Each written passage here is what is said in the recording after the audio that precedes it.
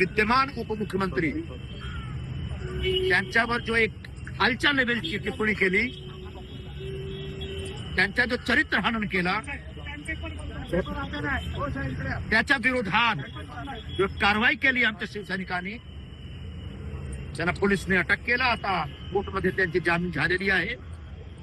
थोड्याच वेळात ते सुटणार, पण कुणाल कामाला सुटू शकत नाही. आता तर कुठे आहे आम्ही शोधत आहोत.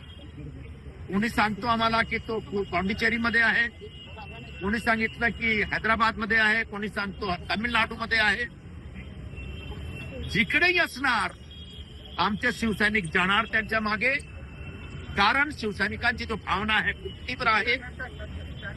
ते सगळे शिंदे साहेबांवर जबरदस्त प्रेम करतात आणि त्या प्रेमाच्या पोटीने त्यांच्यावर ज्या प्रकारची टिप्पणी झाली आहे, सगळे शिवसैनिक संतप्त झालेले आहेत. आणि आता ते कुणाल कामरावर सोडणार नाही. आमची एकच मागणी आहे की कुणाल कामरानी संपूर्ण देशात शिंदे साहेबांची माफी मागावी. त्यांना शिंदे साहेबांवर अशी घाणेरी टीका करण्यासाठी मातोश्रीमध्ये राहणारे लोकांनी जो पैसे दिले त्याच्या बद्दल खुलासा करावा.